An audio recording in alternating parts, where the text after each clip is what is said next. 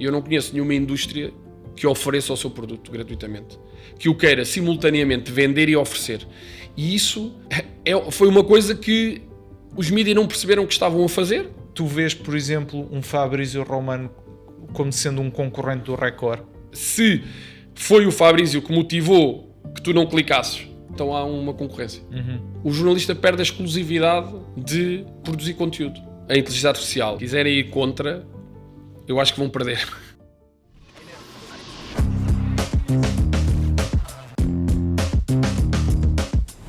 Rui, eu estou muito contente por ter aqui, porque o meio da comunicação social e o negócio da comunicação social é uma coisa que me fascina imenso, e eu tenho aqui uma cábula com algum do teu percurso. Tu começaste no Jornal Record em 97, depois passaste pelo 24 Horas, foste subdiretor do Correio da Manhã, diretor adjunto do Diário de Notícias e diretor da revista Sábado. E a minha primeira pergunta para ti é: o que é que mudou na comunicação social desde os teus primeiros tempos no Record? Bem, antes de mais, muito obrigado, Francisco, pelo convite. É um gosto estar aqui.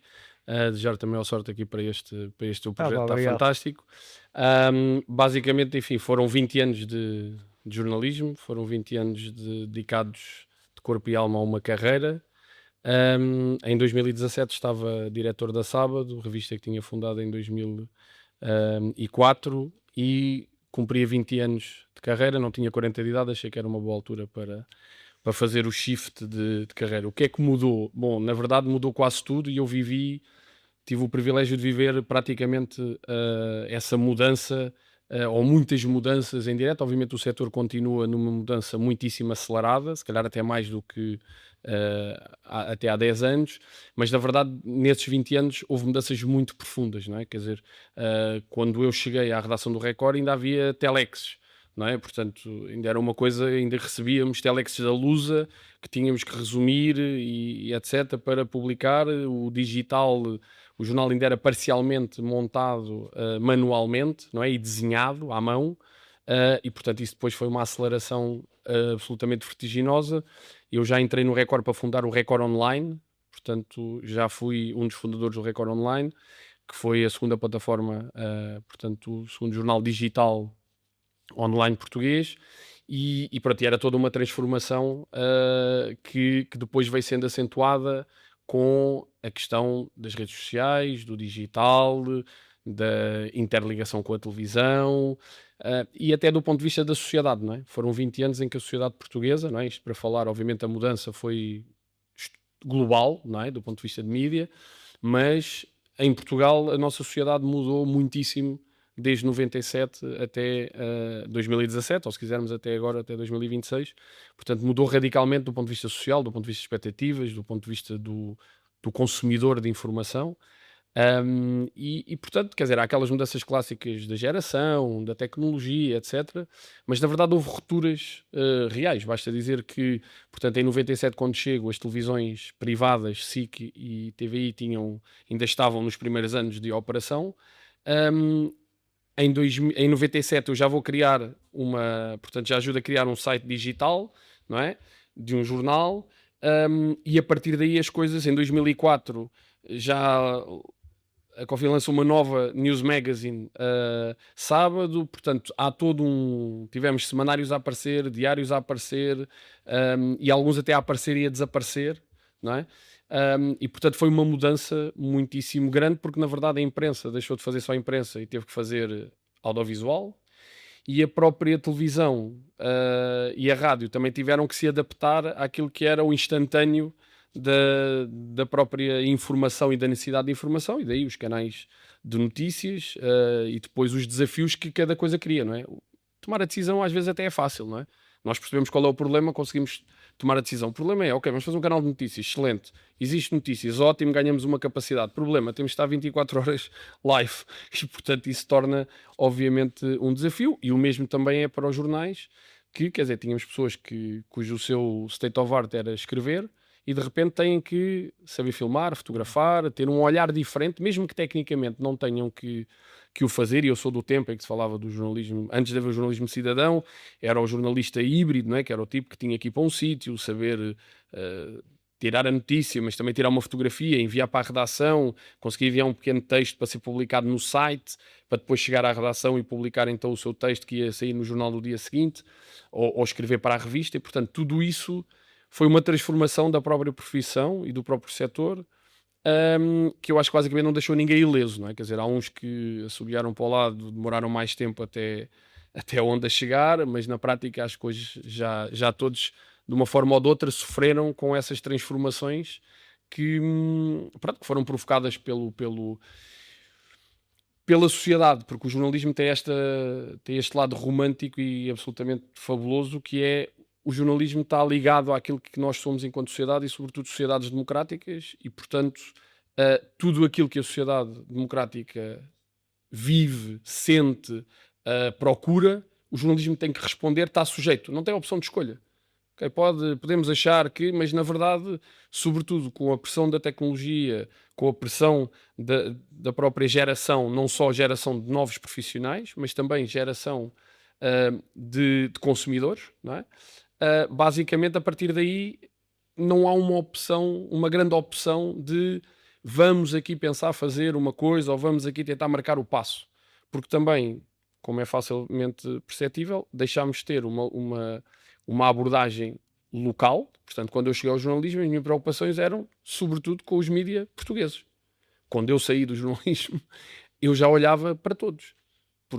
E já tomava decisões com base naquilo que eu achava, nomeadamente numa News Magazine, que eu e a minha equipa achávamos que estava mais ou menos acessível, porque para ser diferenciador já não chegava a ser diferente dos mídias portugueses, já tinha que ser diferente daquilo que eram os mídias internacionais, sobretudo aqueles de maior alcance. Alerta Playbook, temos aqui uma notícia de última hora. Eu queria pedir-vos um favor, que deixassem um like e subscrevessem o canal, porque isso ajuda-nos a trazer sempre mais e melhores convidados aqui ao podcast, e pode parecer um pequeno gesto do vosso lado, mas é muito importante para mim. Agora voltamos ao episódio. Interessante, ok.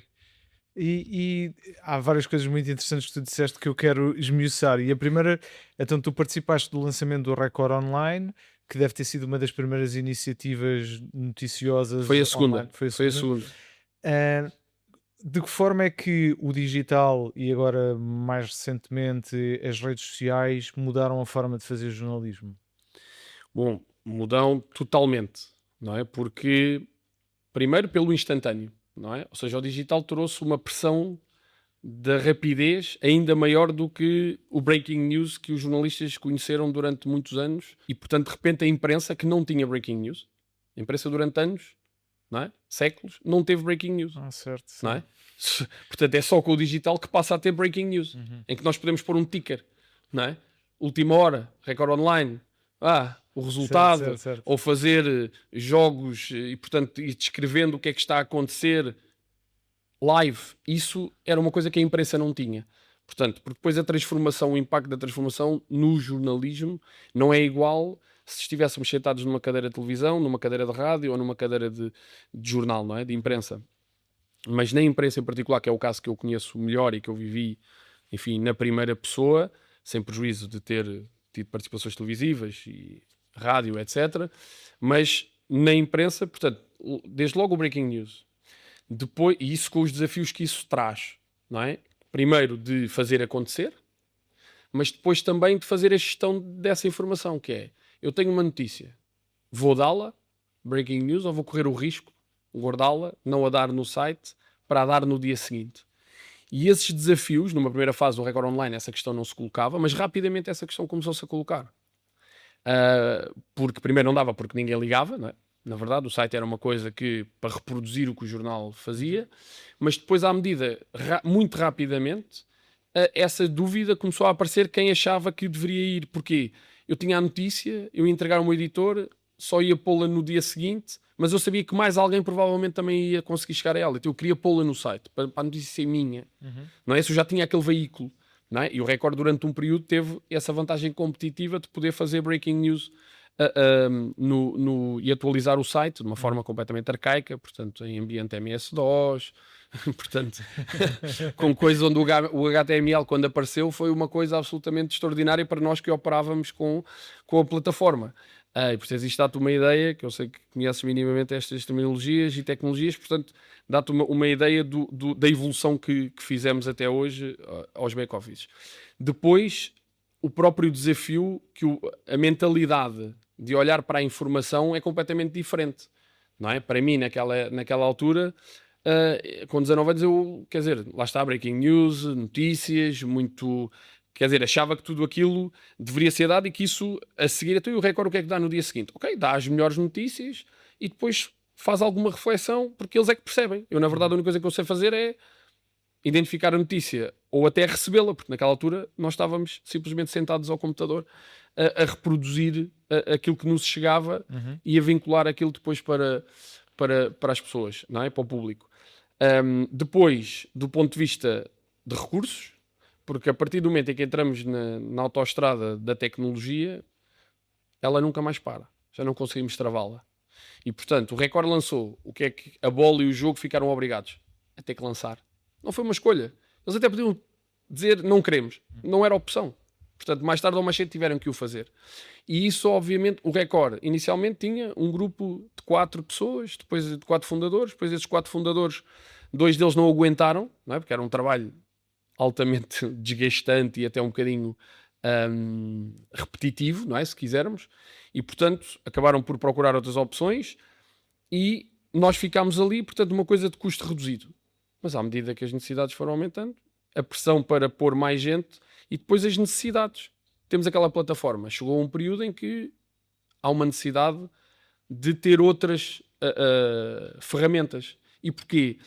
Não necessariamente que os outros concorrentes tivessem essas ferramentas, mas simplesmente porque sabemos que o nosso consumidor, o nosso leitor, já está a aceder a isso, ou no jornal generalista estrangeiro, ou no jornal generalista português, ou num site de uma rádio, ou numa televisão, ou até de um projeto independente, que sempre houve, não é?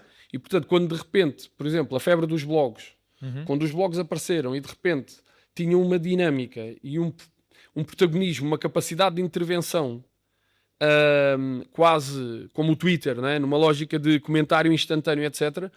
Quer dizer, de repente tinham mais dinamismo que os jornais que tratavam a grande política e que tratavam as coisas. Era uma coisa estranha e que tornava pressionante e que obrigou os decisores, não é? Os editores, os diretores editoriais e as próprias administrações do setor a terem que tomar decisões. Contratar, não contratar, desenvolver tecnologia, comprar plataforma, não comprar plataforma, etc, etc. E, portanto, a partir do momento em que isso se dá, é uma mudança radical e é um caminho sem retorno. Para mim, na minha opinião e da experiência do que eu vivi, eu acho que os mídias ainda aguentaram, o setor ainda aguentou o primeiro embate do digital, chamemos-lhe assim. Onde é que a coisa se complicou definitivamente e onde é que ficámos neste Matrix onde está hoje o setor? Foi basicamente com o mobile. Ou seja, aquela ilusão de que vamos ter conteúdo na palma da mão dos nossos leitores e torná-la, portanto, ela já não é só instantânea, ela já não é só imediata, ela já não é só texto, foto e vídeo. Não, nós podemos colocá-la num suporte que anda com as pessoas. Isso é absolutamente sedutor e quase irresistível. Problema, nem a motivação de quem o propôs era particularmente boa, porque era meramente utilitarista.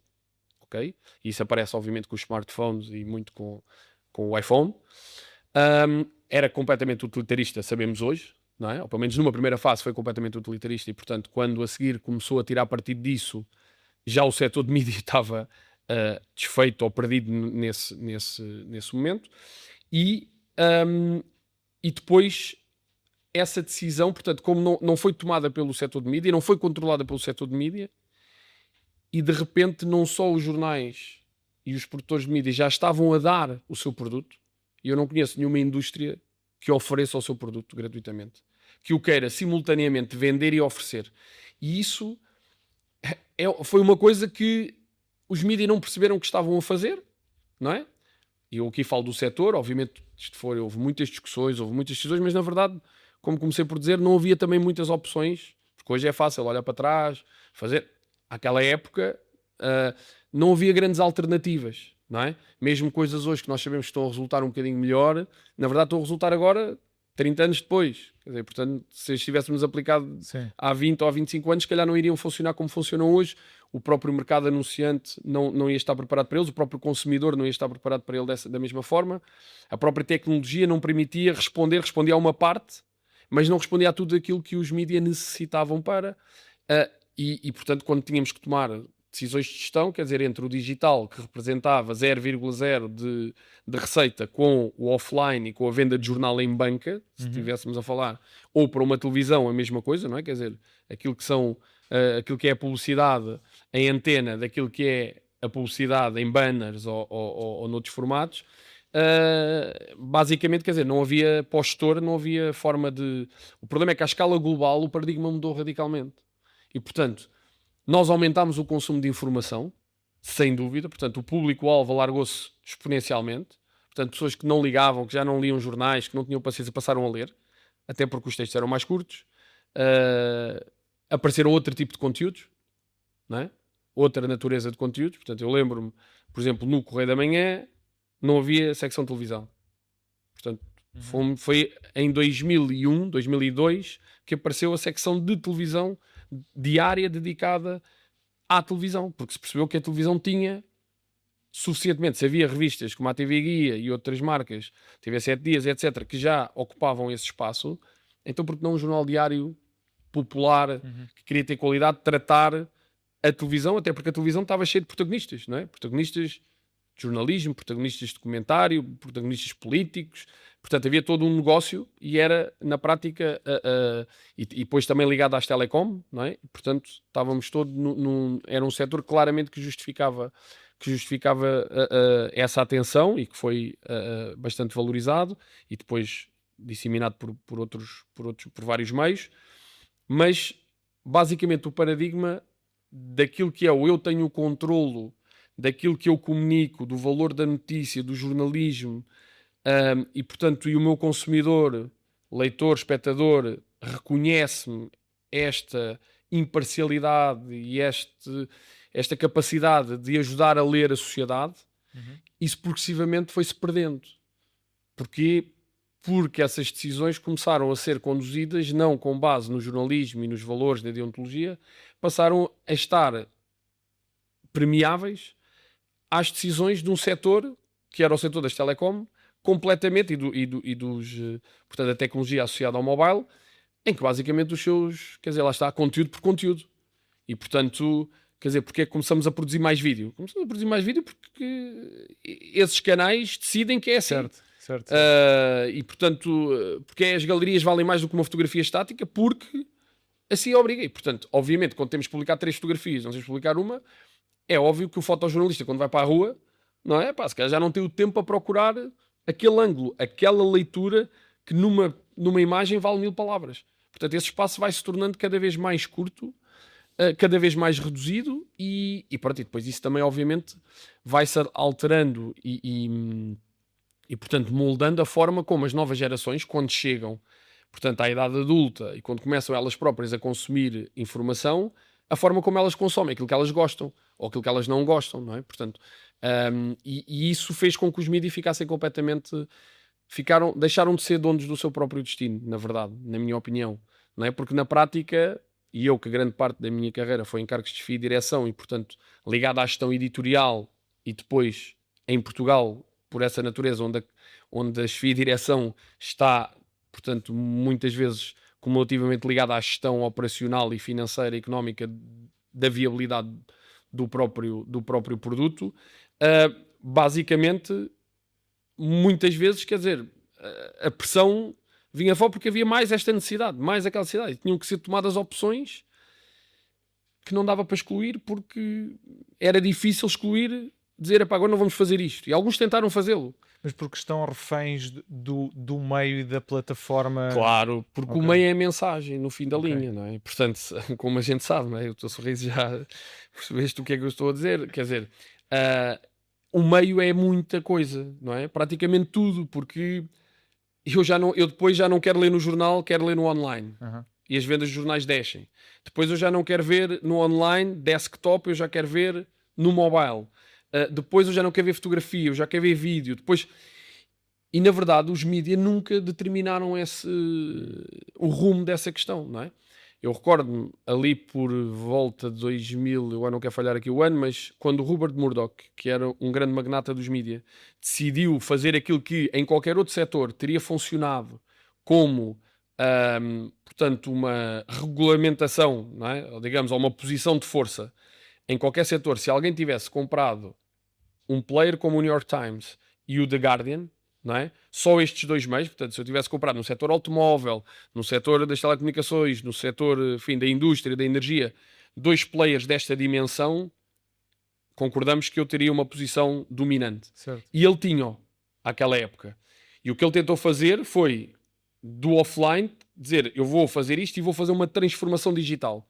E daí, jornalismo online, contratar as pessoas, tentar levar as primeiras edições para os iPads, para os tablets e etc. Portanto, tentar fazer a conversão do setor, gastou milhões para não dizer bi, e o setor mudou zero. Ok. À escala global, não mexeu. Porquê? Porque, na verdade, em paralelo, ele estava só a olhar para o setor e para aquilo que era a produção do conteúdo e manter a boa informação e o jornalismo, e independentemente das influências ou daquilo que possamos achar depois das expressões que obviamente existem sobre o jornalismo, que é obviamente um poder ativo numa sociedade e faz parte da sociedade. Mas, paralelamente, tínhamos toda uma indústria, tecnologia e derivados, porque a questão é que já não era só a Apple, já não é só a Microsoft, já não é... Quer dizer, de repente, temos esses setores a crescer, onde o conteúdo passa a ser um vértice muito importante, e, portanto, os mídias são úteis porque as pessoas continuam a consumir aquele tipo de conteúdo, mas, na verdade, já não estão disponíveis para pagar por ele. E, em segundo lugar, querem vê-lo, ou acham que gostam, são educadas, entre aspas, e habituadas a consumi-lo de uma determinada forma, sendo que essa forma é decidida por toda a gente, menos pelo setor de mídia. Ok. Portanto, por quem produz. E isto é uma coisa que, enfim, que na verdade eu vivi nesses 20 anos, portanto, assim, com desafios, e na verdade ninguém ganhou, muitos perderam. Os maiores vencedores são aqueles que conseguiram continuar e conseguiram continuar a persistir, não é? E isso é um feito porque muitos projetos, uns desapareceram, outros transformaram-se, não é? E pronto, e outros conseguiram, como no caso, por exemplo, da Sábado, não é? Que teve também o seu período crítico nesse constrangimento. Portanto, 2004, Antijo Break-Even em 2 anos, grande sucesso portanto, de resultado e de um negócio de mídia, não é? Ocupando um espaço que estava entregue à Visão em monopólio há 11 anos, mas que depois rapidamente atinge o seu ponto máximo e começa a ter problemas de crise e, portanto, começa inevitavelmente primeiro a cortar, não é? Cortar em número de pessoas, cortar em qualidade, enfim, tentando minimizar pelo custo, não é? Onde, obviamente, os choques administração, gestão editorial começam a aparecer, etc. E, portanto, de repente um produto começa a ficar constrangido, não é? E é preciso renovar alguma coisa, e felizmente, quando depois que eu assumi a direção, porque depois também é fácil, quando chegamos é mais fácil romper com certas coisas do que quando lá estamos, não é? E, portanto, fazer a ruptura quando estamos já há muito tempo num determinado sítio é mais difícil. Portanto, eu trabalhando com a mesmíssima equipa, conseguimos fazer ali, tomar algumas decisões e mudar, nomeadamente na lógica e na dinâmica de priorizar aquilo que era o papel, aquilo que era o digital, e, por exemplo, levar a marca para a televisão, que era absolutamente essencial, tendo em conta que o grupo tinha um canal de televisão, e, portanto, era preciso explorar aquilo, porque aquilo era um multiplicador diferente na publicidade. Era, obviamente, um glamour do ponto de vista da marca, porque isso também conta. Quando temos uma marca, aquilo que ela é, ou a persona que ela tem, aquilo que ela impacta nas pessoas, é muito relevante, não é? Portanto, não é só aquela percepção ou aquilo que a pessoa própria consome, não é? Como nós sabemos, consumimos muita coisa. Porquê? Nem sabemos bem, mas é porque alguém nos recomendou, porque nos habituámos, porque em tempos aquela marca foi boa e, portanto, nunca tivemos o olhar crítico sobre ela e, portanto, pronto, e essa dinâmica continua até aos dias de hoje, porque os desafios continuam diariamente. Umas vezes, hoje em dia, já são umas vezes mais tecnológicos, não é? Se calhar já não ao ritmo com que foram, ou não tão disruptivos, mas a um ritmo até superior, não é? Porque todos os dias aparecem coisas novas. Hoje em dia o setor também já pode ignorar algumas coisas, porque são tantas, que às tantas já é possível, porque já conseguiu estabilizar, porque o digital já se tornou um normal, não é, digamos. Pronto, só que depois o problema é que o enfraquecimento do jornalismo e o enfraquecimento dos órgãos de informação trouxe depois outro tipo de problemas, nomeadamente as pressões políticas, a fragilidade perante influências que em tempos não eram tão... Elas sempre existiram, inevitavelmente, mas que obviamente não eram tão gritantes como são hoje, porque também a necessidade, a razão é simples, não é? A razão pela qual eu acho que nunca senti pressão não é que os meus patrões fossem todos melhores que os dos outros. Era porque, na verdade, eu tive a felicidade de trabalhar sempre em sítios que davam lucro. Ok. E, portanto, com lucro, a coisa fica toda muito mais fácil. Ok? Não quer dizer que pontualmente não pudesse aparecer, porque aparecem sempre, não é? E eu estive em órgãos, como tu sabes, e tratei casos muito sensíveis e delicados da sociedade portuguesa, mas, na verdade, não posso, quer dizer, dizer que houve... quer dizer, salvo questões muito pontuais e muitas vezes até mais das próprias pessoas, portanto quase um autocondicionamento, mas a razão é muito pelo lucro, não é? Portanto, se uma empresa é privada e tem um negócio de mídia e esse negócio cumpre aquilo que é o propósito de um negócio, que é ser rentável, a partir daí as coisas funcionam sempre melhor. Agora, quando é óbvio, quando eu sou investidor e vejo uma fragilidade em ti, no teu meio, e eu tenho o capital para te poder salvar, é óbvio que eu vou fazer a minha relação contigo vai ser diferente enfim, daquilo que eram os empresários também de mídia à época e aquilo que era a relação de poder ou a capacidade que o próprio jornalismo tinha à época para poder resistir mais a essas intromissões e, portanto, esse desafio continua. Pronto, e agora daqui podíamos ir para tantas outras coisas do que são hoje a realidade que vivemos. Falaste em redes sociais, eu ainda nem propositadamente não entrei aí, porque é todo um mundo, não é? Porque as redes sociais vieram trazer a produção de conteúdo para toda a gente, não é? E, portanto, em cima de tudo o que eu já disse, o jornalista ainda por cima perde aquela, sem fazer nada, mais uma vez de uma forma completamente inocente, o jornalista perde a exclusividade de produzir conteúdo, de filtrar a sociedade, de ajudá-la a explicar, de ajudá-la a traduzir, não é? De a levar, de levar a informação, não é? Porque parece o jornalismo cidadão, que parecia muito engraçado quando quase ninguém tinha smartphones. Quando toda a gente tem uma câmara na mão, de repente, isso é super útil, não é? Porque de repente ganha-se portanto, produz muito mais conteúdos e os mídia vão aproveitar esse conteúdo. Problema, mais uma vez, estão a enfraquecer aquilo. Porque quando eu meto um vídeo amador uma vez, é uma coisa. Quando eu faço do vídeo amador uma prática comum, o que é que eu estou a dizer dos meus câmaras ou dos meus repórteres? Portanto, e qual é a expectativa? É porque eu nunca vou ter uma redação capaz de ter uma cobertura como os cidadãos de um país que estejam a contribuir para... E, portanto, e depois, ok, então é preciso abrir esse canal e realmente eu ser o mais rápido, já não é eu o mais rápido a chegar ao local, é eu ser o mais rápido em ter alguém que no local escolhe o meu meio para me enviar o vídeo que está a fazer. Ok. Isto muda... Isto são coisas que foram mudando e para as quais, mais uma vez, o jornalismo, o setor... não pôde fazer grandes coisas. Quer dizer, que depois, claro, podemos dizer, mas em Portugal estes fizeram desta maneira, os outros começaram a fazer aquilo, obrigaram os outros, criaram pressão. Bom, mas isso é normal, não é? Aqui interessa-me falar de uma coisa, acho que é o mais interessante para ti e para quem nos ouve, é ter esta visão um bocadinho mais desprendida dos detalhes e, portanto, porque o impacto é muito evidente. E pronto, e condicionou muito essas transformações que falaste. Tu disseste que houve um momento em que deixaste de olhar só para a concorrência interna, mas também para tentar encontrar elementos diferenciadores a nível internacional. Ligando com a questão de que agora toda a gente, tanto os meios como as pessoas individuais, estão todas a utilizar a mesma plataforma, tu vês, por exemplo, um Fabrício Romano como sendo um concorrente do Record? Sim, em certa medida sim, porque na prática, do ponto de vista da fiabilidade da informação que ele veicula, não é? se vem por ele é-lhe reconhecido hoje uma credibilidade dele sozinho que está pelo menos a par de qualquer jornal português desportivo.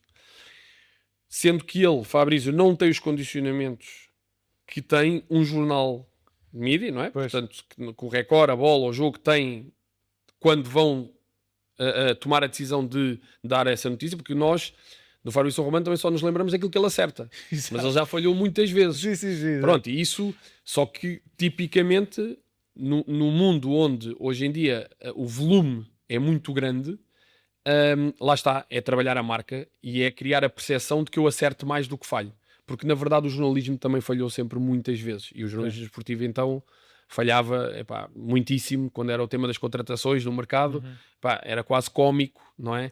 A quantidade, e não era mau jornalismo, era só porque eram enganados, porque era bom. Mas o jornalismo aí também tem que evoluir nessa lógica de assumir um pouco, porque para ser diferenciador também tem que ser um pouco mais humilde a reconhecer que também erra, como o Fabrício erra, não é?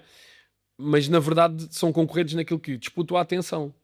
Tu, Francisco, não vais ter tempo para ler o Fabrício, o Record e etc. E sobretudo, seguramente, se o Fabrício te chegar um pop-up ou se tu vires numa rede social com uma determinada notícia, quando tu receberes o alerta de qualquer jornal desportivo ou de outro, com a mesma notícia, tu já não vais clicar. Se não vais clicar, tu vais impactar no negócio. Se foi o Fabrício que motivou que tu não clicasses, porque já sabes qual é a notícia, e se tu não clicares impacta no negócio, então há uma concorrência. Ok? Certo.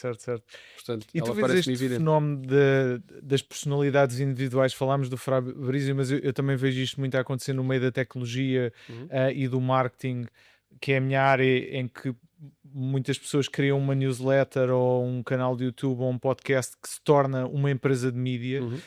Tu vês isto a passar dos nichos, destes nichos do futebol, tecnologia, marketing para a informação generalista? Será possível ou antevês surgir alguém, uma marca pessoal que se torne vinculadora de informação generalista?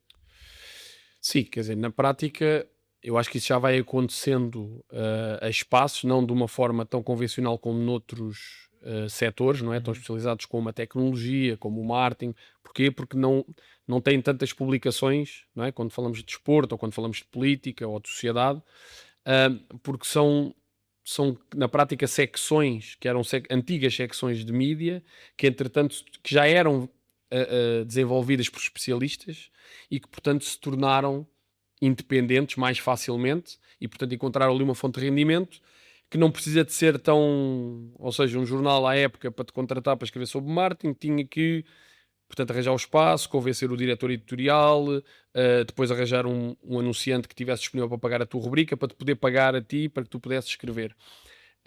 E depois também não conseguia medir muito bem qual era o retorno que tu terias. E mesmo quando foi para o online, não é? Eu lembro muito dessa discussão, que eram os cronistas, quando foram para o online, temos que escolher aqueles que são mais lidos. Mas, inevitavelmente, por exemplo, aqueles que eram considerados no papel como figuras incontestáveis, obviamente não eram os mais lidas no online.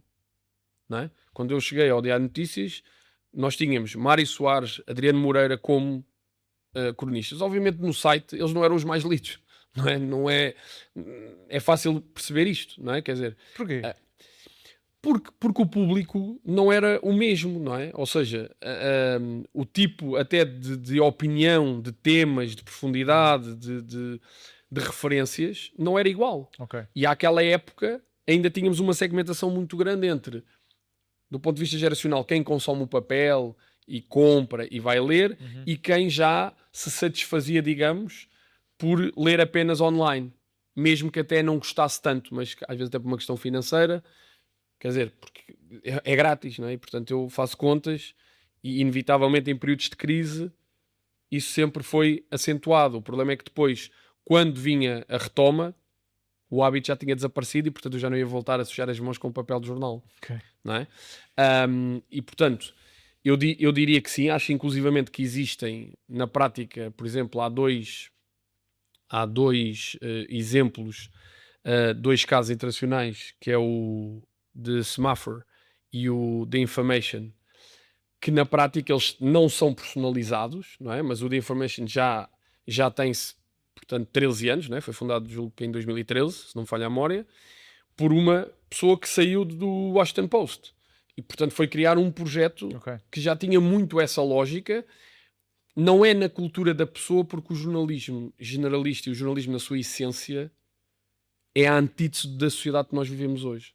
Nós vivemos a sociedade de hoje protagonista. Aqui, eu durante 20 anos, a última coisa que eu queria estar aqui, porque o meu lugar era atrás da câmara.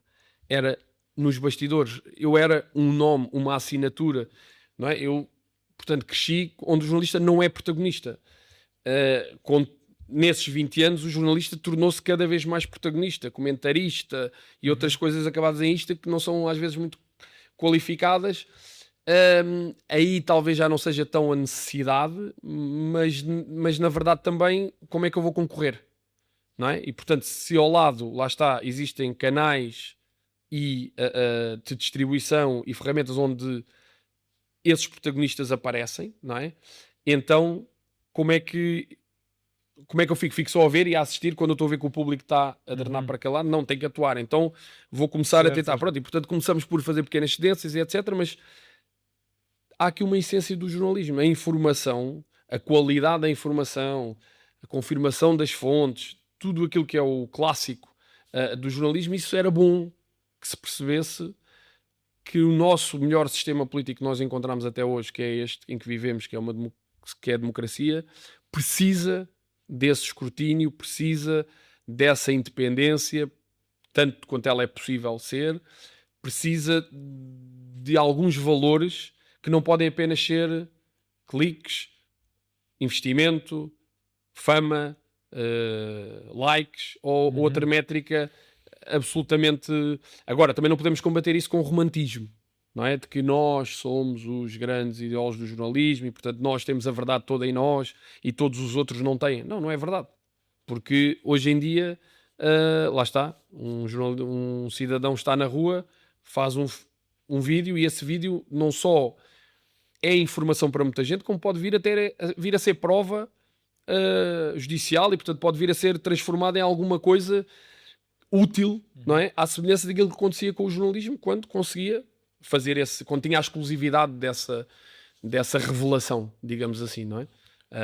E portanto, naquilo que é a personalização, eu diria que no generalista é mais difícil isso acontecer. Ou seja, quando digo generalista é na informação, na política, na sociedade, naquilo sociedade que envolve saúde, etc. Pronto.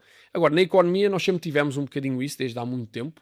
Porque uma área muito técnica, não é? Hoje em dia, felizmente, a literacia financeira está, enfim, em acelerado progresso, não é? Felizmente, ainda há muito por fazer, mas quer dizer, comparar isso com quando apareceram os primeiros jornais económicos em Portugal e em que era mesmo preciso decifrar e traduzir aquilo que ali era escrito, não é? Porque o público em geral não conseguia entendê-lo, não é? Pronto, e portanto isso já existia do ponto de vista quando foi preciso escrever sobre tecnologia, o próprio marketing, enfim, que também um bocadinho à semelhança, também acaba por ter que ser generalista porque tem que responder a muitas coisas ao mesmo tempo e em permanência, mas obviamente por alguma razão existe um grande título nacional dedicado apenas a essa área e com grande fluxo que dura até hoje, que é a Marketeer.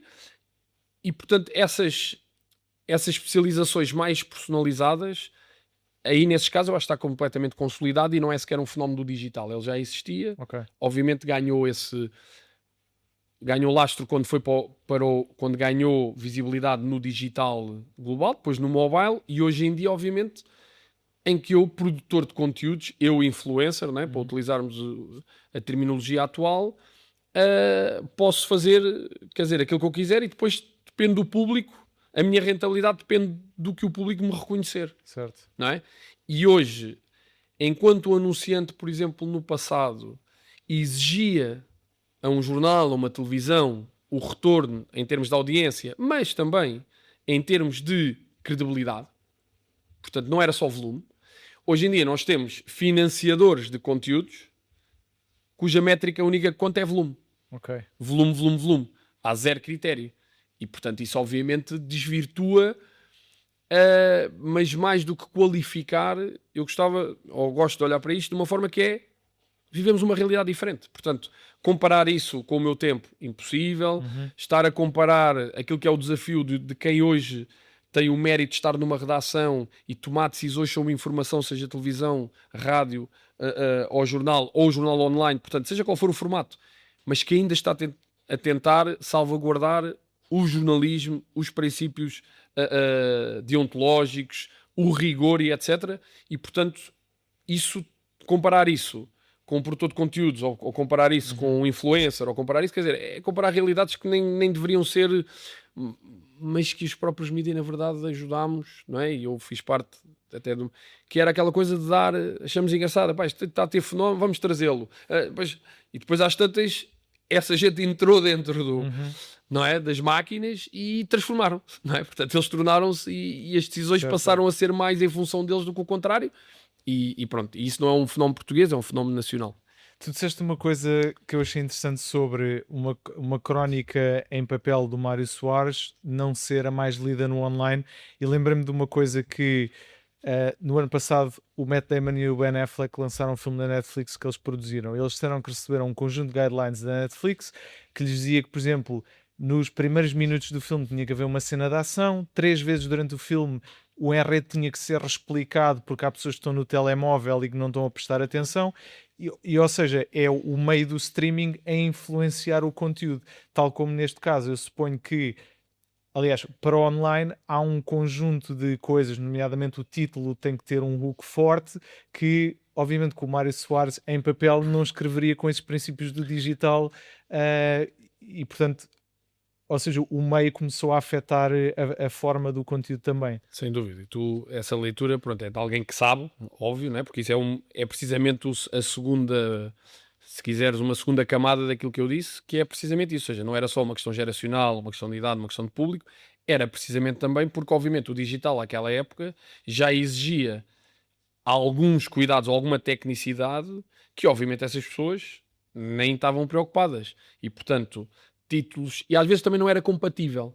Porque vamos imaginar um título de uma coluna de jornal à época, uma coluna. É uma palavra, 2 palavras. Obviamente que isso no digital fica pouco, não é? Porque são coisas que parecem que não ligam a coisa nenhuma, não é? E, portanto, ou vamos consumir o autor, e, portanto, eu vejo a fotografia, vejo o nome, eu vou consumir o autor, não me interessa qual é o título, na prática, vou ver sobre o que é que ele está a refletir e quero aprender com ele. Ou então, de outra forma, aquilo não vai ser clickbait, seguramente, porque não está preparado nem foi transformado para isso. O mesmo relativamente à questão dos desafios por exemplo, da quantidade, não é? Eu sou do tempo, não é? Isto parece uma coisa assim um bocadinho envelhecida, mas em que havia aquela coisa de, entrevistas a grandes protagonistas, vão para a edição papel, mas depois a entrevista completa no online. Mas na verdade já ninguém ia ler o online. Mas nós achámos a época que sim, não é? Que havia interesse, porque havia lá mais qualquer coisa, haviam perguntas que também eram interessantes.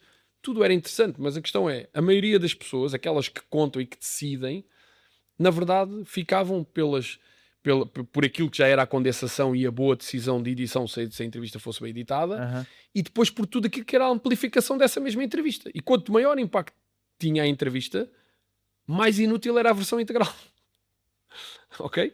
Porque basicamente já não estávamos a comentar a própria entrevista, já estávamos a comentar a interpretação ou as reações à própria entrevista, e portanto o mundo atropelava completamente. Portanto, estar a dizer, mas anunciávamos isso orgulhosamente no final dos textos, a dizer que a entrevista na íntegra no site do Diário de Notícias ou da Sábado, ou sei lá. E portanto, todos fizemos isto, não é? Quer dizer, uns mais, outros menos, mas todos fizemos. E pronto, porquê? Porque estávamos à procura dos melhores formatos, a tentar navegar nisto, a tentarmos nos defender um bocadinho, não é? A tentar parecer digitais, quando na verdade não tínhamos ferramentas, não tínhamos investimento, não tínhamos pessoas, não tínhamos tecnologia, portanto era muito difícil e pronto, e bate precisamente nisso, corresponde precisamente àquilo que estavas a dizer. Faz-me lembrar hoje em dia a nível dos podcasts, eu acho que há 2 tipos de audiências. Há a pessoa que vê o podcast ou que ouve o podcast inteiro, e há o outro público que só consome os clipes que lhe aparecem nas redes sociais. Certo. E muitas vezes e antes, se calhar ao início, se calhar pensava-se que o clipe era apenas um teaser para levar a pessoa para o episódio completo, como tu disseste, mas hoje em dia já se aceita que há um público que só vai consumir o clipe de 1 minuto. Completamente, e sem prejuízo, tu tens dito que eu já disse uma coisa interessante, o que já me fez ganhar a Disseste minha vinda muitas coisas aqui, interessantes. mas na verdade a responsabilidade, se este episódio vai ser lido ou não, é teu, não é meu. Porque eu não tenho notoriedade suficiente para agregar, e tipicamente num podcast os convidados são relevantes, sem dúvida, se forem pessoas, mas são formatos ou da identidade, não é? Porque o podcast é um formato, se quisermos, da nova geração, onde quem está sentado nessa cadeira tem um papel muito importante. Não precisa de ser o mais famoso, não precisa de ser, mas tem que ter a capacidade, quanto mais não seja, de convidar as pessoas certas e de ter conversas interessantes que justifiquem que lá está, ou que eu pare porque a rede social me recomenda, porque fala de temas que o meu algoritmo já me conhece tudo, já sabe que me vai interessar, ou porque basicamente eu interesso-me por este tema e portanto, epá, não me interessa muito, que é o que me acontece a mim, que ainda continuo a ser um consumidor compulsivo de informação, em que basicamente são temas que me interessam ou nas quais eu, por razões profissionais, tenho que acompanhar. Eu não posso ter um critério só de qualidade, não é? Eu tenho que ouvir tudo ou tentar ouvir as coisas que estão a aparecer e que podem ser relevantes, porque nós nunca sabemos, e a pior coisa é ter o preconceito ou aquela arrogância de achar, ou porque é novo, ou porque já está velho, ou porque vem desta área, ou porque está ligado a uma marca. Enfim, excluir tem dado péssimos resultados, não é? E, portanto, eu sempre tentei incluir quando estava, e acho que isso sempre me ajudou a tomar melhores decisões do ponto de vista de gestão editorial, e hoje que não estou na gestão editorial e estou na gestão de negócios, que na prática os mídias também era o que eu fazia, era também nunca tentei sempre nunca me esquecer que aquilo era um negócio, não é? Porque na verdade toda a tomada de decisão, sem prejuízo de privilegiar sempre a questão daquilo que é a verdade, a informação e o rigor, mas no fim da linha a conta tinha que fechar, não é? E portanto, e os jornais também nunca foram só informação. Os mídias nunca foram só informação, quer dizer, no início onde não havia, mas rapidamente o setor, o jornalismo só vingou porque precisou de encontrar quem visse no interesse que a informação gerava, interesse comercial para vincular a sua marca e de tirar um proveito e, portanto, pôr o financiamento privado a girar, porque a alternativa era, obviamente, o financiamento público, sempre muito independente, sempre muito equidistante, mas como sabemos, altamente manipulado e limitado, não é? Na forma como o jornalismo era feito. Então, nós falámos aqui sobre a forma como o meio afeta a forma do conteúdo e como isso alterou as métricas que são avaliadas e que importam, como os cliques, etc. Então, neste momento, os meios de comunicação social estão reféns, entre aspas, das plataformas, e à partida parece que vai continuar a ser assim. As grandes tecnológicas vão continuar a lançar novos meios, por exemplo, óculos que permitem ver a informação na lente, etc.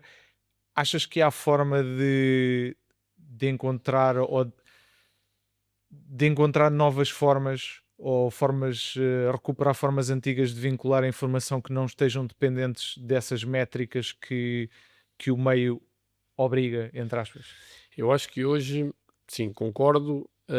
Acho que a palavra refém atualmente já é, se calhar, demasiado forte, porque Ok. acho que os mídias acabaram por se conseguir libertar do seu próprio autocondicionamento, não é? Portanto, hoje já é possível ver os meios a trabalhar portanto, a tomar decisões mais livres, no sentido de eu não vou tratar este conteúdo, eu não vou tratar este tema, eu não vou querer ir a todo lado, eu vou-me especializar nisto, a preocupar-se em investir não apenas em ter a melhor informação e etc., mas a preocupar-se com a subscrição, a preocupar-se com fontes de receita alternativa que não contaminem aquilo que é o trabalho de quem tem que fazer o seu trabalho com independência, não é?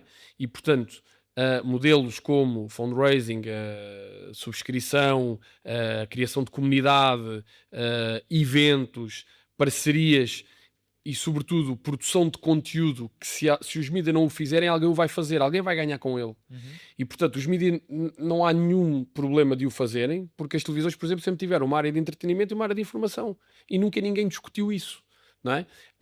É óbvio que a imprensa não tinha um modelo assim tão... porque a publicidade e a informação estavam muito mais separadas, mas a fronteira, por exemplo, numa televisão foi sempre mais tenue, não é? O que é informação, o que é entretenimento, quando é que às vezes até interessa alguma coisa da informação para amplificar, utilizar um programa de programação, não é? Portanto, mais que não é informativo, e também quando é que um fenómeno de entretenimento é de tal maneira relevante que de repente passa a ser notícia, não é? E, portanto, justifica algum acompanhamento.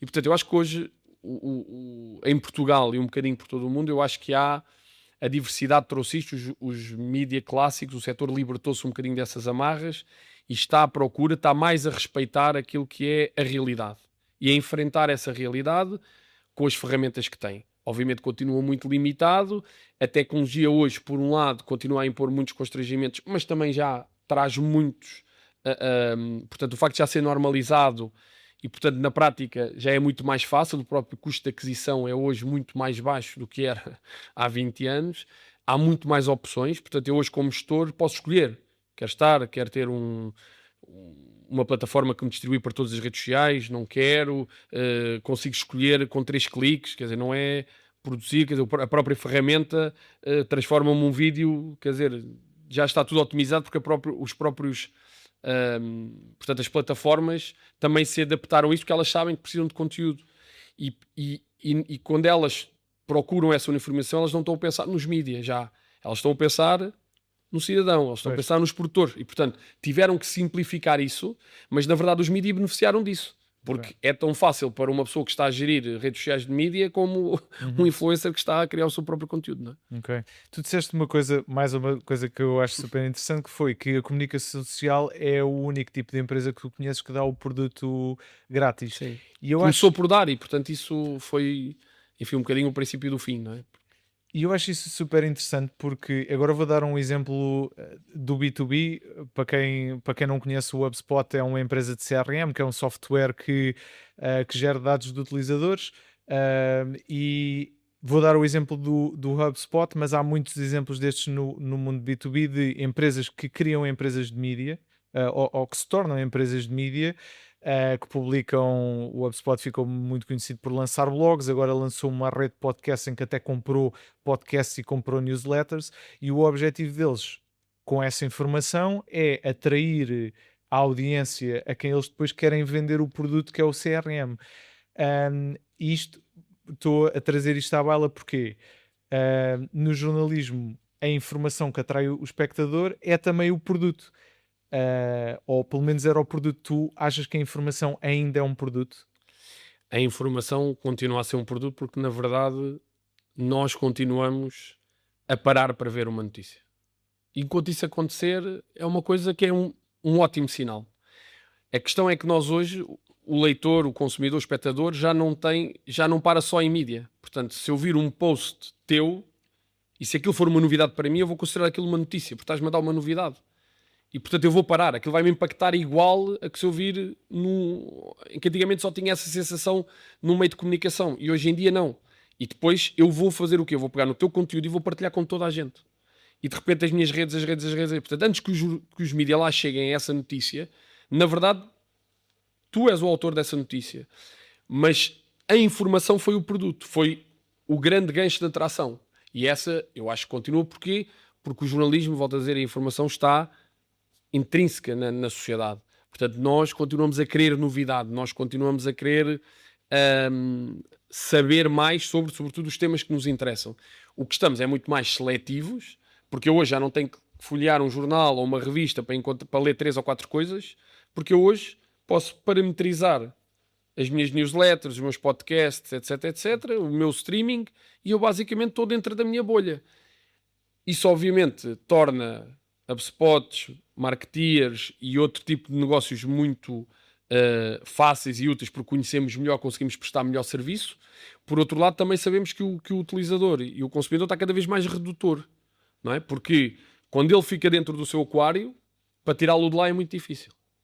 Eu quando mencionei o produto era na ideia de empresas usam conteúdo de forma a atrair o leitor, a audiência para o produto que não é Mas o informação. fim é outro. Certo. E no jornalismo, o fim, na verdade, é que ele É o meio. É o meio, porque eu quero que ele consuma, portanto, eu quero lhe dar informação para que ele me reconheça credibilidade e valor para continuar-me a visitar, para continuar a ler mais conteúdo, para continuar a consumir até outros produtos que eu já tenho ali paralelos. Ok. Seja uma edição, se for digital, mas seja uma edição impressa que eu faço anual, seja um evento que eu organizo, seja, enfim, uma comunidade que eu tento criar, seja uma corrida solidária em que eu tenho uma contrapartida, não é? E, portanto, na prática a informação é aquilo que permite, mas também já não é só informação, não é? Porque todos os mídias hoje já fazem um pouco de entretenimento, não é? A própria imprensa hoje já tem uma preocupação de criar entretenimento em paralelo, não é? Mas hoje nós ouvimos, por exemplo, na rádio as radionovelas, mas na verdade os Paradiantes de Lisboa e aquilo que existiram nessa época eram idênticos, não é? Quer dizer, os formatos paralelo à informação, haver formatos que atraem as pessoas por outras razões que não a pura informação, Certo. não é? Pronto, mas os mídia, ou um jornal, uma televisão, algo que tem a informação e o jornalismo no seu cerne, obviamente que eu só tenho a informação para dar. Que é tu reconheceres que eu sou melhor, ou sou mais confiável, ou mais credível para te explicar determinada informação. Porque mesmo que ela te chegue por outra via, e eu acho que esse é um caminho que já não é de agora e que tem tido bons resultados, quer em Portugal, quer lá fora, que é competir no Breaking News é cada vez mais difícil. Portanto, vamos competir em menores erros, em uma profundidade adequada, mas ajustada àquilo que é o interesse de quem está à procura daquilo, e respeitar as plataformas, que é aquilo que estavas a dizer, o título. Não vale a pena querer fazer... Portanto, o meio é muitíssimo importante e determina se o meu conteúdo é o primeiro da lista ou o último. E depois a minha relevância também vai contar, e etc, etc, etc. E, portanto, e eu acho que hoje, enfim, está muito mais dinâmico e nesse aspecto está melhor. O problema é que todos os dias aparecem mais fatores de pressão. Ok. Olha, fator de pressão é uma ótima forma de passar para a minha próxima pergunta, que é o tema completamente inadiável, inevitável nos dias de hoje. Tu estás entusiasmado ou receoso em relação à inteligência artificial? Não, estou super entusiasmado. Eu fundei o Record Online, portanto, tecnologia para mim é sempre e a mudança é sempre um desafio que me entusiasma. E, portanto, pessoalmente, na minha vida atual, claramente que é uma presença 100% diária. Tento não estar obcecado como tentei nunca estar com as transformações tecnológicas ou com estas mudanças. Porquê? Porque há muita coisa que fica pelo caminho e, portanto, é aquela coisa de não comprar a primeira versão de uma determinada coisa porque, inevitavelmente, ela vai ser melhorada, não é? Mas é algo que provoca entusiasmo e que sinto... que com todos os riscos, todas as preocupações que existem, acho que o balanço ainda é positivo. A verdade é, pode realmente ser negativo muito rapidamente, não é?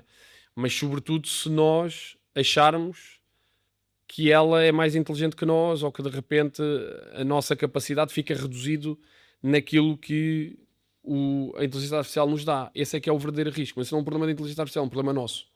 Não é? Quer dizer, o problema não foi haver mobile e não foi haver digital pós-mídia. O problema foi os mídias não terem perdido o controle sobre aquilo que era o seu grande ativo, que era a informação e a produção do conteúdo. Até podíamos dizer que, se não tivesse sido este o caminho, vamos imaginar que os grandes tecnológicos criavam redações e criavam a sua própria produção. Mas, apesar de tudo, havia temas de notoriedade, portanto, o caminho teria sido outro, diferente. Não sei se melhor ou pior.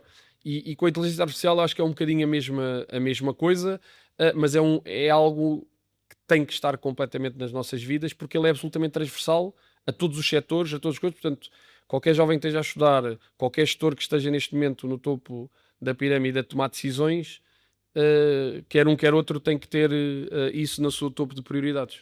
Tu há bocado, logo ao início, estavas a falar do surgimento do HTML e eu lembrei-me hoje de manhã, e eu não sou uma pessoa, não sou programador, não sou nada técnico, mas precisava de desenvencilhar uma ferramentazinha que nós precisávamos e com o Claude criou ele uma página em HTML de um dos nossos programadores, ele meteu no hosting e aquilo está a E aquilo funcionar. funcionou. Tá Pronto, online. mas na verdade ele criou. Aham. Mas tu é que lhe deste as coordenadas, tu tiveste a capacidade para utilizá-lo para o fazer criar. Certo. Ele sozinho não criaria coisa nenhuma, não é? Uhum. E portanto, utilizá-lo para simplificar tarefas como essa, Uhum. excelente. O problema é se tu, para o processo de pensar e de identificar o problema, também achaste que estás dependente dele, Sim, sim, sim. então aí é que o problema pode, porque vamos ficar acríticos, não vamos conseguir identificar qual é o verdadeiro problema, nem vamos conseguir até dar a instrução certa para que a própria inteligência artificial nos ajude a melhorar, não é? Seja a acelerar, seja a fazer coisas que de outra forma não se faziam e que eram impensáveis e que hoje estão ao alcance de qualquer Pois. pessoa que não sabe nada sobre uma determinada área. Pronto, esse é apenas um exemplo muito paradigmático daquilo que vivemos hoje. E tu, no jornalismo, eu suponho, e por favor diz-me se achas que eu estou completamente errado nisto, de que vai ser inevitável as redações começarem a usar muito, se é que já não usam, porque é muito fácil gerar muito conteúdo muito rapidamente. Sim. No momento em que isso acontecer, em que tanto eu como os cidadãos jornalistas, como as redações estão todas a usar AI para gerar muito conteúdo à escala, qual é o valor do jornalismo no momento em que esse cenário acontecer? Mais uma vez é um bocadinho como as universidades. Se quiserem ir contra, eu acho que vão perder. Ok. Ok? Portanto, agora, como é que se usa? Não é? Hoje em dia, obviamente, não há como, na imprensa escrita, sobretudo, naquilo que é criação escrita, não utilizar a inteligência artificial. E mesmo naquilo que é todo o outro produção jornalística que não escrita, inevitavelmente eu, para confirmar nomes, questões, etc, para montar a minha peça, seja televisão ou rádio, claro que eu vou recorrer àquilo, e por isso é que às vezes também se veem, se leem, se ouvem erros que obviamente já são quase inevitavelmente vindos da forma como a pergunta é feita e da não validação da informação que é gerada pela inteligência artificial. Mas na prática ela tem que ser integrada. Como é que ela tem que ser integrada?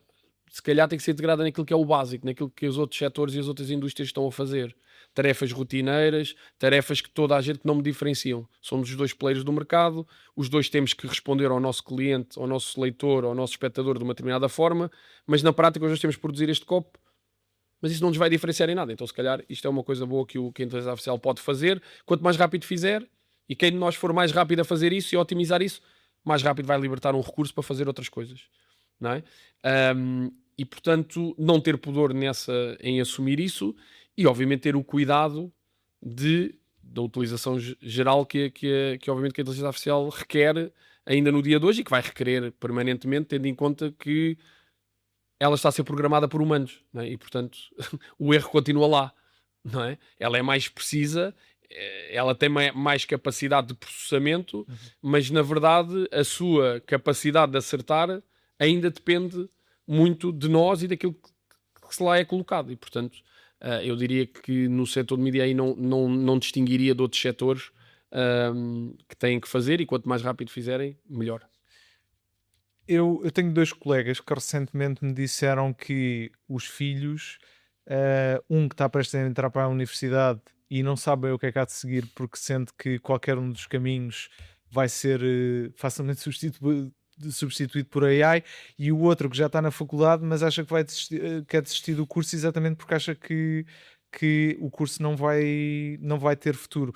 Se tu agora voltasses a ter 18 anos e quisesses enverdar pelo caminho da comunicação social, achas que vale a pena? E se sim, o que é que farias para ter sucesso na área? Ou ter sucesso ou construir uma carreira na área?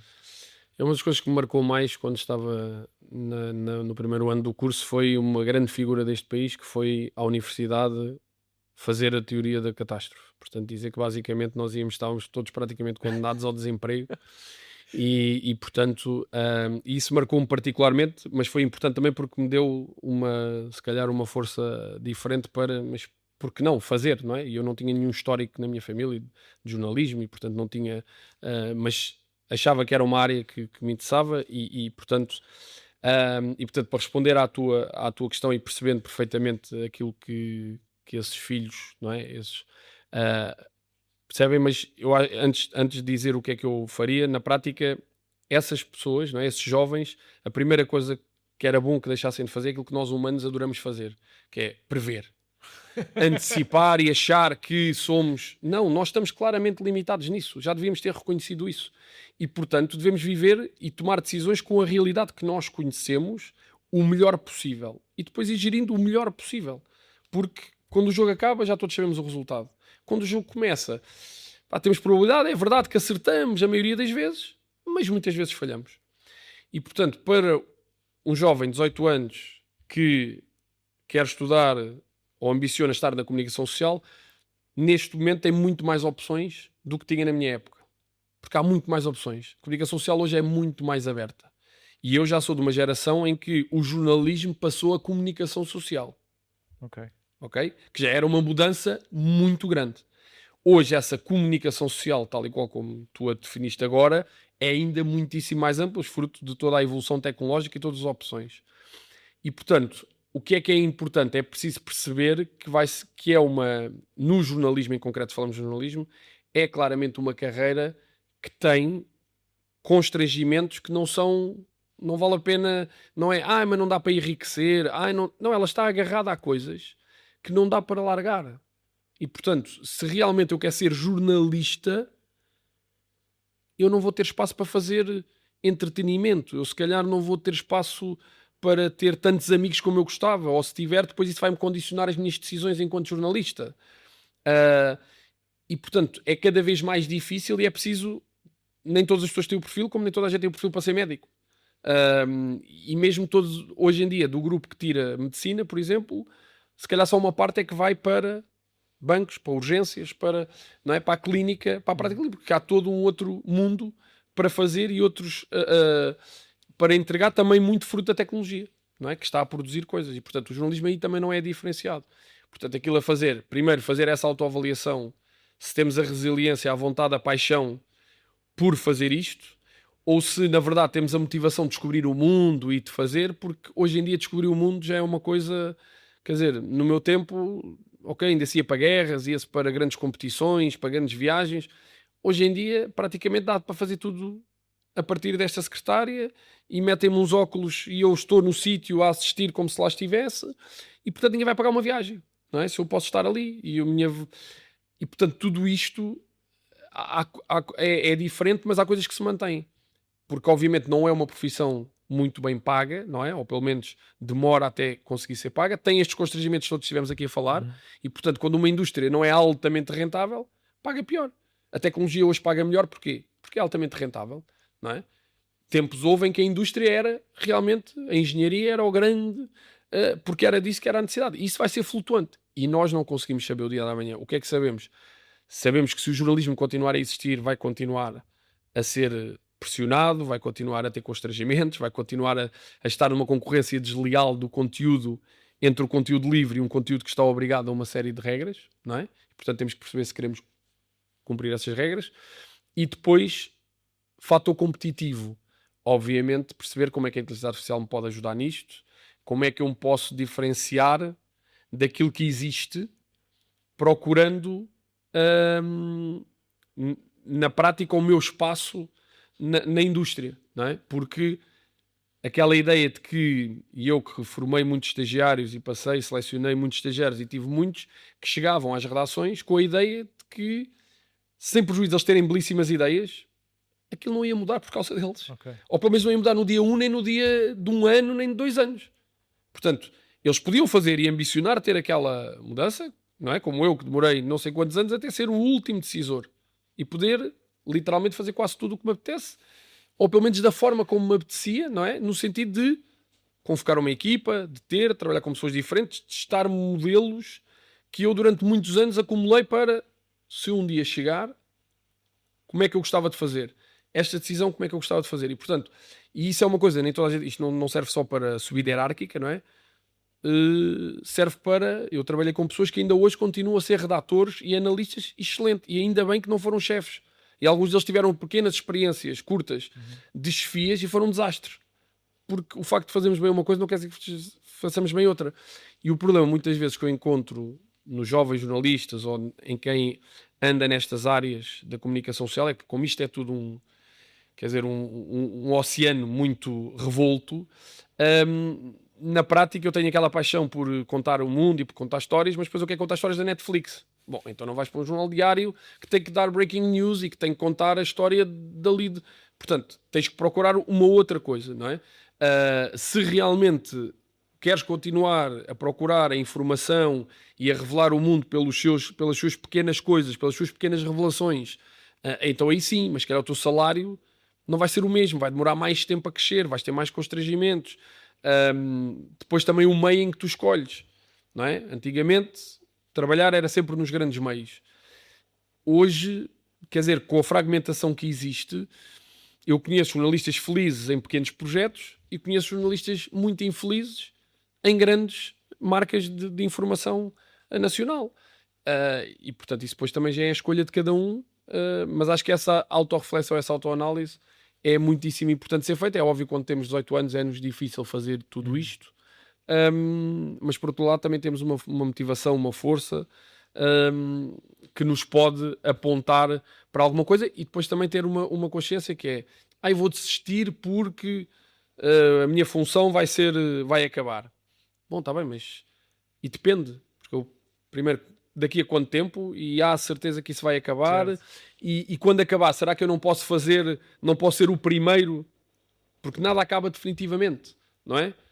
A rádio já foi enterrada, sei lá, dezenas de vezes. Certo, pode haver skills transferíveis para outra mas coisa. Claro que existe sempre, porque vai sempre existir, sobretudo quando estamos a falar de pessoas formadas com um sentido crítico. Não estamos a falar de funções que são meramente manuais e acríticas, portanto, onde a componente humana apenas estava na sua manualidade. Portanto, do ponto de vista da sua capacidade cerebral, ela não era muito reduzida. Essa, obviamente, que vai ser aglutinada, desapareceu, mas isso não é de agora também. Já desapareceu há imenso tempo. E sempre por aí.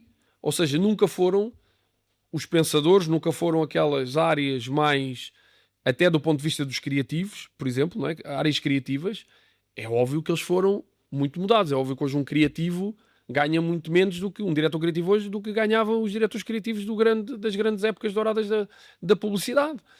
Mas na verdade a criatividade não perdeu valor. Ela continua a ser necessária. Agora, o diretor criativo hoje tem que ter ferramentas e capacidades de resposta que um diretor criativo lá atrás nem sequer tinha que pensar. Eu faço parte de uma geração de mídia, não é?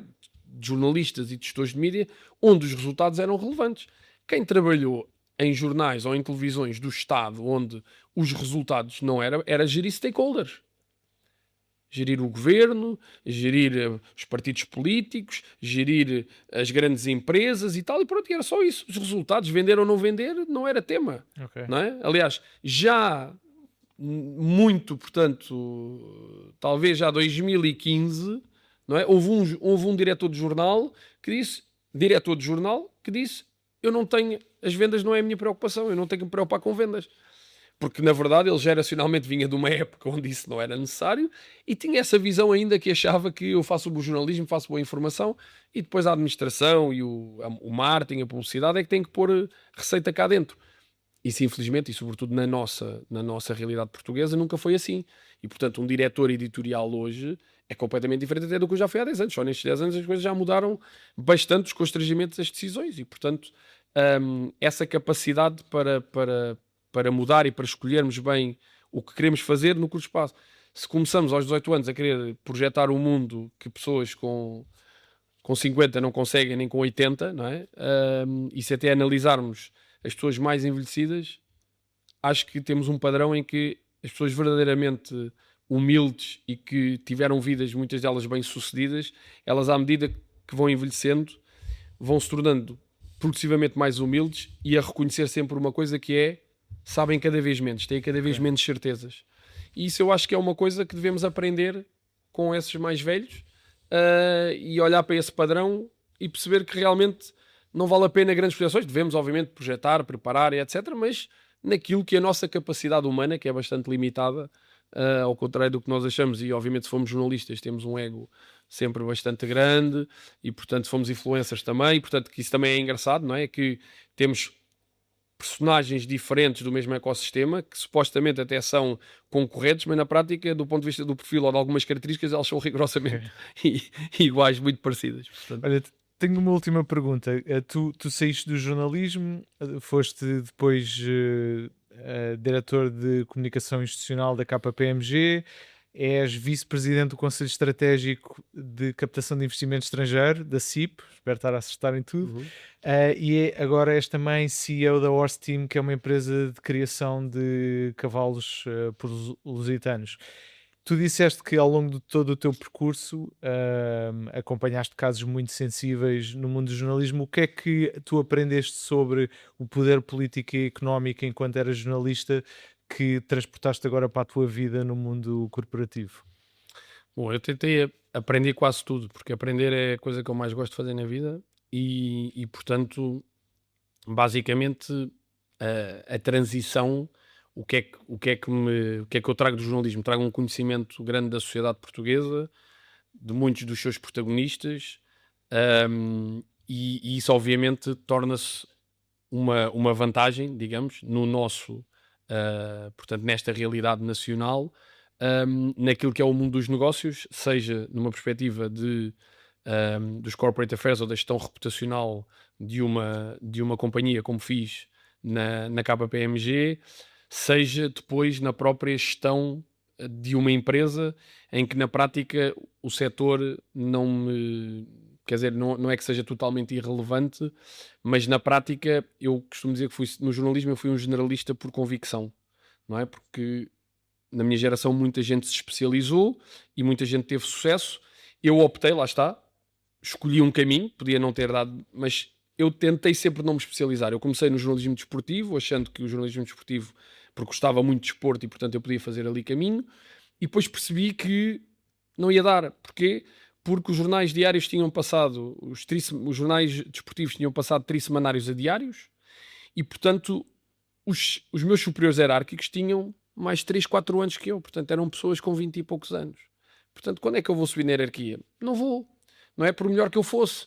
Ok, podia subir mas pá, vou estar aqui para... E, portanto, tive que procurar outras alternativas e tomar decisões mais de risco, não é? E daí saí do Record para o 24, para tentar procurar um caminho alternativo de aprendizagem e de evolução na própria carreira. E numa lógica de... Portanto, e depois, quando fui para a parte de desfio e direção, conhecer o negócio, entendê-lo, e na prática, hoje, portanto, a empresa que lidera nesta altura, ou aquilo que a minha relação com a CIP na atração do investimento estrangeiro, ou, por exemplo, que já tive uma colaboração muito próxima com a Associação de Empresas Familiares, com quem mantenho também uma proximidade, basicamente essa vem pelo networking, não é? Pelas relações com as pessoas, pelo conhecimento e pelo valor que as pessoas, felizmente, me têm reconhecido como advisor, que é um ótimo papel, porque nós podemos dizer coisas, não é? Dizemos, enfim, as pessoas reconhecem-nos e ouvem-nos e pensam duas vezes. Pronto, e isso é uma coisa que eu tento encarar com muita humildade, e por isso tento continuar a consumir muita informação e estar o mais habilitado possível a poder aconselhar pessoas, que todas elas, as que tenho trabalhado, quer dizer, desde a KPMG até atualmente à própria CIP ou ao Comitê Olímpico, quer dizer, que são pessoas absolutamente excepcionais nas suas áreas, e portanto que obviamente são desafiantes, e o meu grande interesse é esse, a minha grande motivação também é essa relação, porque sempre foram as pessoas. O jornalismo para mim sempre foram as pessoas, e hoje também a minha motivação na gestão e nos negócios também continua a ser muitas pessoas, e nessa lógica de poder suportar isso. E obviamente quando tivemos que tomar muitas decisões, quando refletimos sobre as decisões editoriais que tomamos, o impacto que isso teve na vida das pessoas, quando demos uma notícia que afinal percebemos que era apenas parte de uma verdade, não é? Que nós sabemos isso, mas há casos que são muito gritantes, não é? Que fomos literalmente enganados, não é?